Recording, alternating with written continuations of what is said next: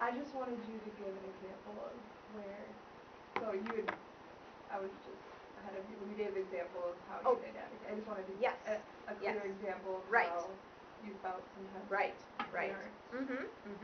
You know, in the right, and so and they after that they took me fairly seriously until I did this other job with them, and I had worked with this particular presenter. It was a theological discussion. I knew his shtick. I knew exactly what he was going to be talking about. He does particular things, but he's also very deep and he's very fast.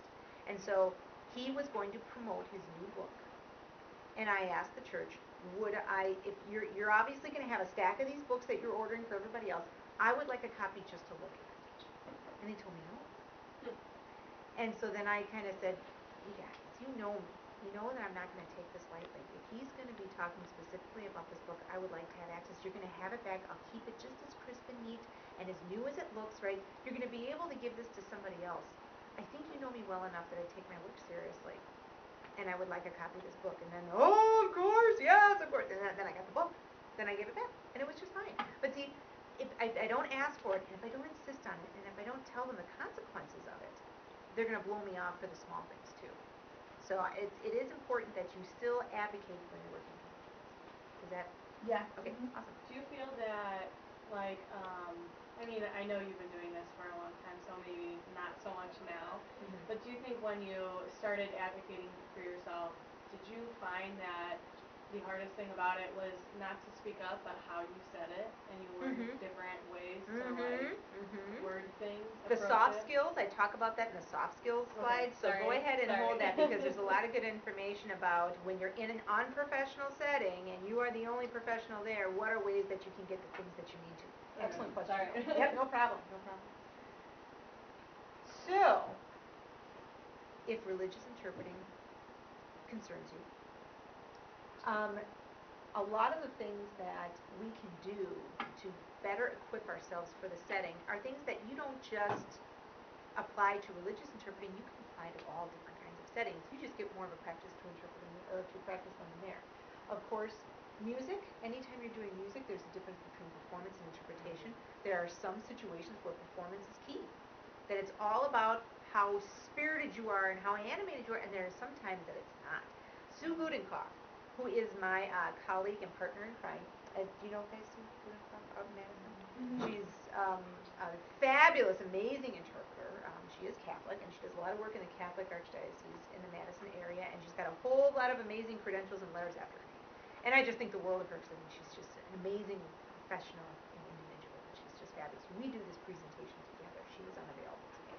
But we talked about this in our preparation for this presentation today, and Sue is an amazing song interpreter. She does a lot of stuff in Catholic, but her and I got a chance to work for the Women of Faith Conference at the Bradley Center, big venue, and she kind of kicked it off as the first interpreter to go, and she did this song, and the performance on it was so big and so amazing. We were just like, wow, that was very cool. And she goes, yeah, I can do that here. You can't do that at my church because it would draw way too much attention.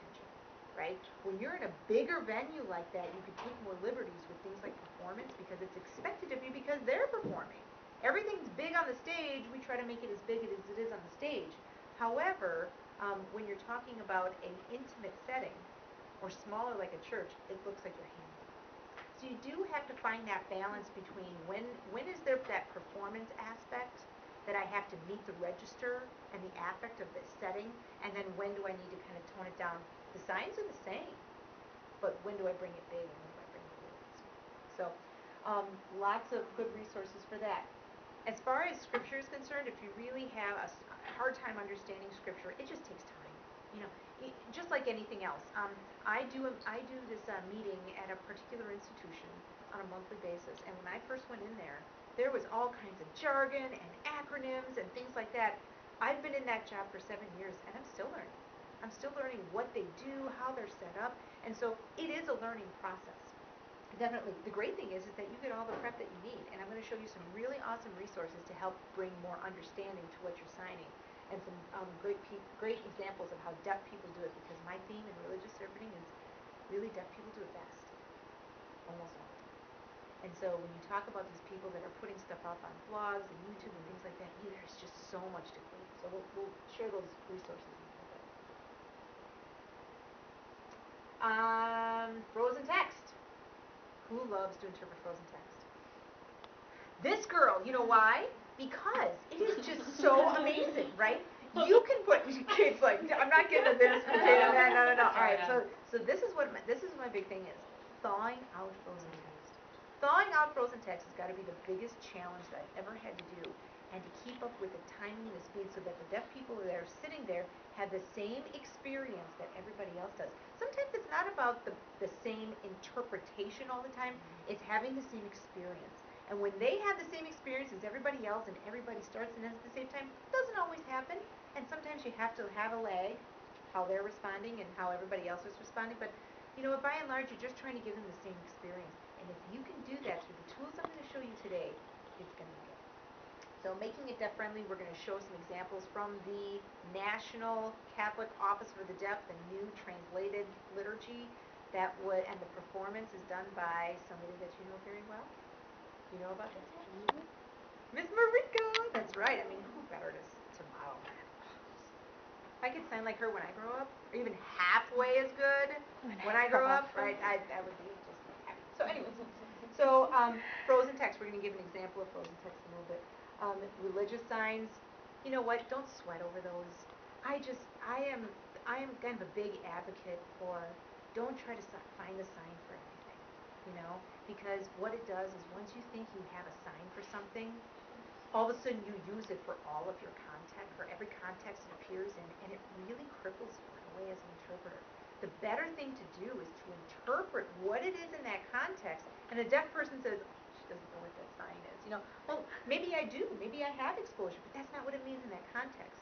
And so sometimes you have to do a little dual signing, a little expansion on occasion, but by and large, if you spend so much time learning religious signs, you will never really achieve that equivalent interpretation. And so I encourage people. Now, there are some signs that come up. For example, there are some name signs that are pretty standard, right? Some of them even switch around. Moses. Anybody see the sign for Moses? How do you do Moses? Yeah? Moses and Moses. Okay, so I've seen Moses, And Moses. Oh, that's a good one. All right. because of Moses for the Ten Commandments. That's how Matthias does it. Moses. Yeah. There's ASL for you, right? So anyway, so you understand that no matter where you go, there's going to be a variation in name signs, in particular concepts, right? And so unless you're really in a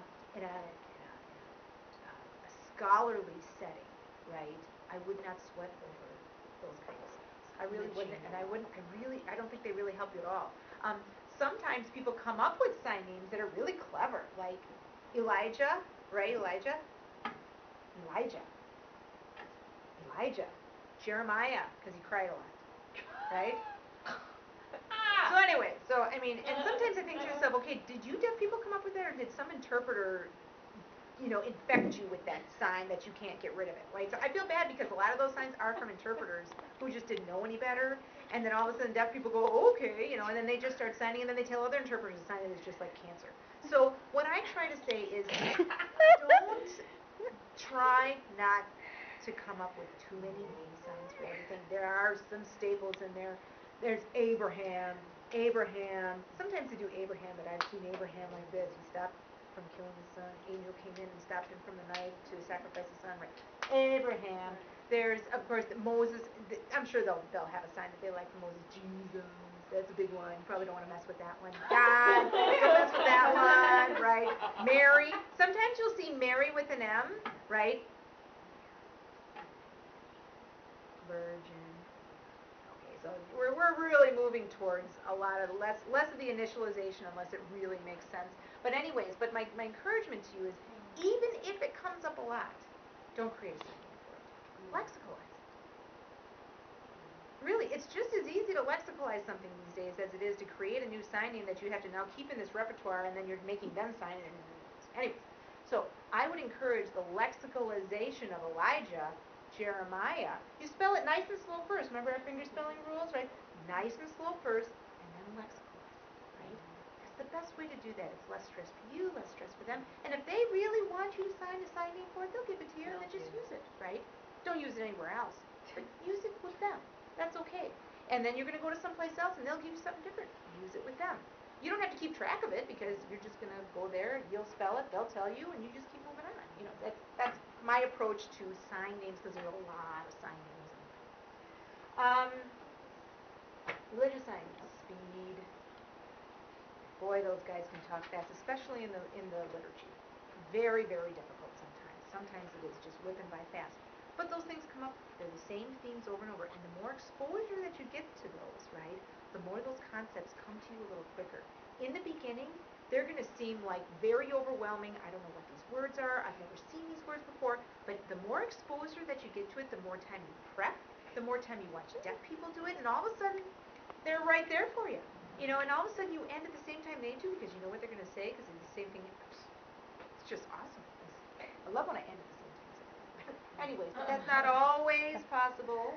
You're in control of the speed.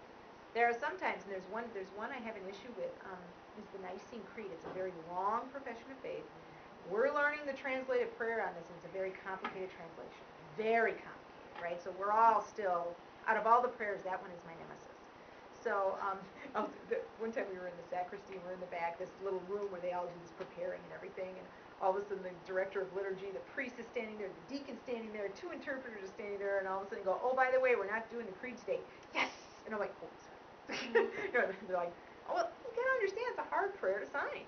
It's really hard. And you're always behind because they always say it fast. Sometimes you put little earplugs in so you can't hear anybody else, and you just sign it. I can sign it memorized, but when everybody else is hearing it, it's very, very difficult to do. So, not the easiest thing, but not impossible. Not impossible. I hated when they changed all the Catholic responses. Oh, because and you with got your spirit. Yeah. And the deaf people, and I'm like, and also with you. Yeah. And the deaf people like, oh, old school. Yeah. Yeah. Yeah. Exactly. Yep. Yep. You can. You know, when you get used to that NCOD prayer, when you really do this more when you see them, when you understand what it means. Oh yeah. And Father Christopher does these commentaries in between each of the prayers that really show you the history and what it means. Then you go, oh, that's why they say it. And then it's easier to do. Oh, I get it. I'm just like, Yeah, my I know. Catholic school is Oh, you're Catholic. Oh. born and raised Catholic school for 12 years. Yeah. So, yeah. And let me ask a question to your instructor here. Did that really help you a lot in religious interpreting? Yes. It did? Yep. Oh yeah. There's a lot of people that say that even though they were Catholic, it didn't help them much when they actually came to the interpreting process. Oh yeah. Did it? Oh, that's yeah. good. That's good Oh, for yeah. you. Good for you. The thing is that it doesn't make anything feel like church Yeah. unless I'm in church. Yeah. Catholic church. Right. That feels like church. Yeah. The rest of it doesn't feel much like church. Yeah. It's a little awkward. Especially if you're doing like a denomination that their philosophies are just so drastically different, which brings me to the next one. Topics that are uncomfortable. One of the things that, of course, we know, depending on the religion that you're interpreting in, you're going to come up and across various topics that you have a huge disagreement with, right? That you feel that is just wrong. And I'm just going to say them because I think it's important for us to be able to talk about this kind of stuff, whether it be about the LGBT community, whether it be about a woman's role in a marriage, whether it be how to raise your children, corporal punishment. There's all of these topics. Who goes to heaven? Who goes to hell? Right? These are all topics that are just sometimes are very not talked about very much, right? And they just kind of say, well, we know what we believe, but we're not going to say it out loud because we don't want to scare anybody away. And there are some people that say, no, we're going to talk about this the way we believe that we're going to talk about this, right? So oftentimes the idea of having to interpret something like that can be very intimidating because you don't know what you're going to do with yourself. And you say to yourself, you mean I have to put that on you? You wouldn't have to sign that, you know. And so that's really hard. That's really, really hard, right? That's life. That's interpreting. You're going to come across that all the time. And if you can, as a professional, kind of put yourself aside for a second and produce that message as it was intended, you have grown greatly as an interpreter. Because there are going to be times where you're in a meeting or you're in an educational setting and something's going to come up and you're going to have to interpret something really, really awful. Whether you're yelling at somebody because the boss is yelling at the employee, or there's so many different things that come up in our everyday work. That's what you have to do. And so religious interpreting really isn't that much different than all the other stuff that we have to do.